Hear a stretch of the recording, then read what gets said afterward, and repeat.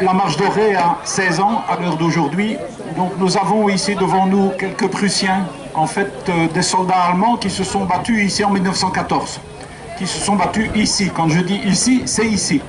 Ils ont achevé les derniers tirailleurs algériens au pied des rochers qui se trouvent là. Il y avait une trentaine de tirailleurs algériens et ils ont été abattus par les Allemands au fur et à mesure, et quand ils n'ont plus une munition, ils ont été achevés à la baïonnette.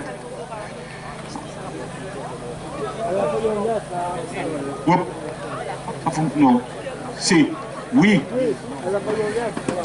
Ça va. Merci à monsieur Frère qui est là-bas, qui est électricien à Auray, qui nous met la sonorisation ici à titre bénévole et gracieux. Voilà.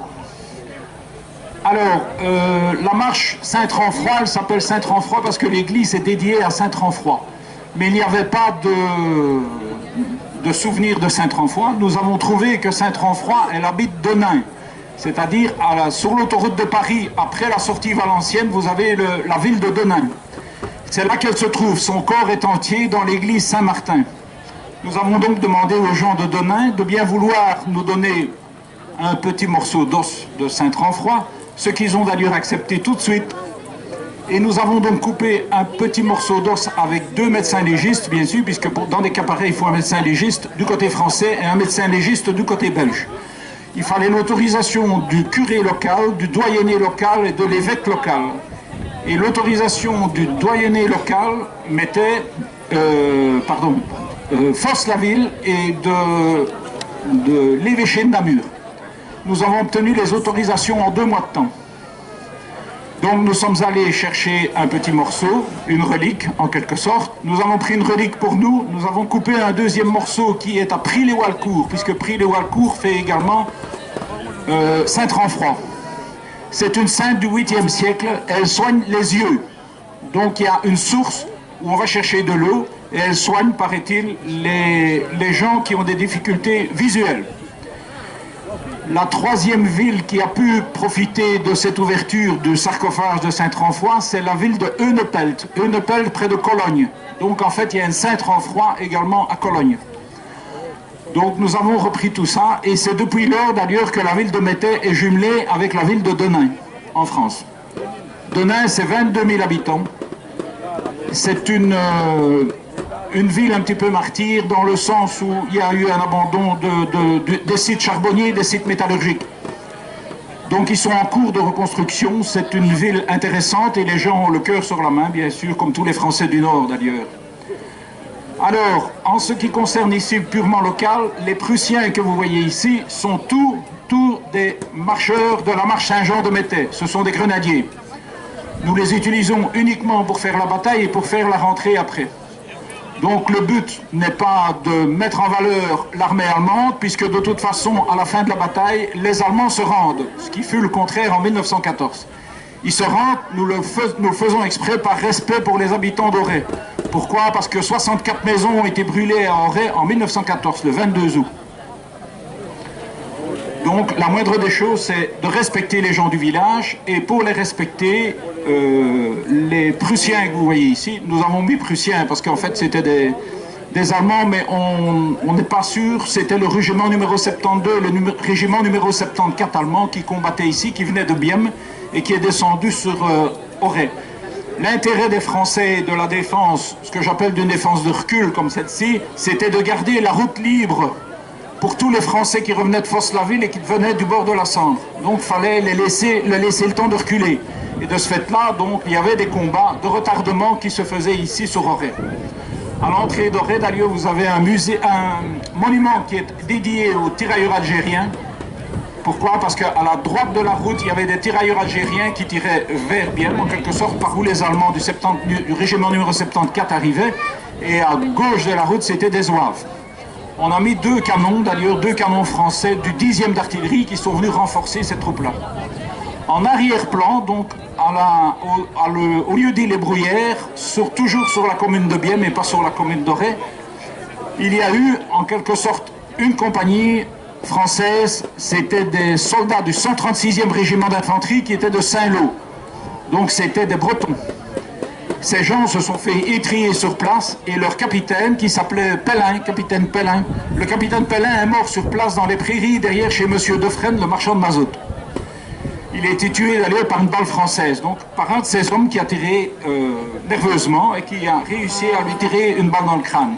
Il n'est pas mort sur le coup et en plus après, il a été mis au cimetière de la Bellemotte. Donc il est toujours là-bas. Nous avons toujours ses descendants qui viennent nous dire bonjour et qui viennent nous voir. En fait, il avait deux fils. Les deux fils sont tous les deux devenus militaires. Un colonel, l'autre commandant. Le colonel a fait deux filles, et ce sont les deux filles qui ont mon âge actuellement, qui viennent nous dire bonjour et qui viennent encore nous voir. Une est infirmière militaire, et l'autre est mariée à un colonel-major de la marine. Donc ça reste dans le milieu militaire purement. Donc nous avons des visites de gens, de descendants de gens qui ont été, qui sont venus se battre ici à Auray.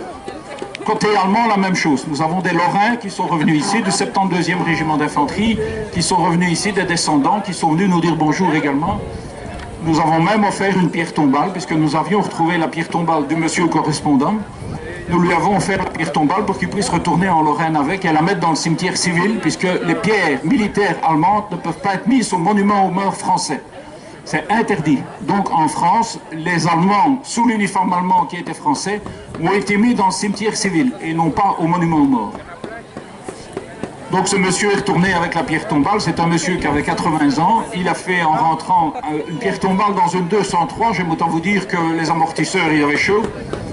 Et il est retourné comme ça. Il a fait le tour de sa famille avec la pierre tombale pour la montrer, celle de tonton, puisque c'était un oncle qui était au 72e régiment allemand.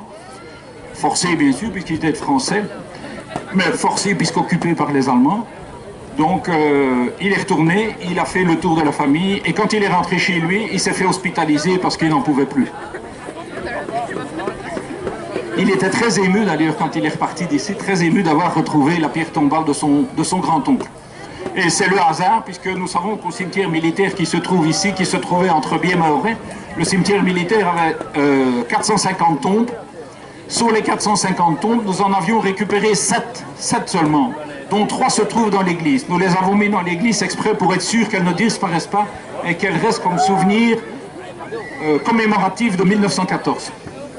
Et les 4 autres étaient dans la cour de l'école, et dans les 4 en question, il y avait celle du fameux monsieur en question qui est revenu de Lorraine pour retrouver la trace de son ancêtre. Donc nous avons également une vision historique des choses. La marche Saint-Tranfroy a choisi les uniformes de 1914 pour cette raison-là. Donc uniquement pour pouvoir, en quelque sorte, marquer un souvenir de ce qui s'est passé ici en 1914, puisqu'en général personne n'en sait rien. Donc voilà, il y a approximativement 450 hommes qui sont tombés sur 2 heures de temps sur le village d'Auray. On les a laissés dans les fossés, et quand les Allemands ont pris le lendemain les civils pour les obliger à les enterrer, c'était déjà dans un état épouvantable puisqu'il y avait 28 degrés dehors. Donc on a enterré les corps sur place dans les fossés, et puis on les a repris pour le mettre dans le cimetière militaire allemand qui a été fait en 1917 entre Auray et Bième, à main droite quand vous allez sur Bième, à hauteur du bois. D'ailleurs, la zone est complètement reboisée à l'heure d'aujourd'hui, mais on trouve encore des morceaux de pierre du cimetière. Voilà en ce qui concerne le petit côté historique des choses. Donc nous avons chez nous à la marche d'Auray, en dehors des Prussiens qui sont là exclusivement pour faire les 35 minutes de scénario de bataille, nous avons une représentation de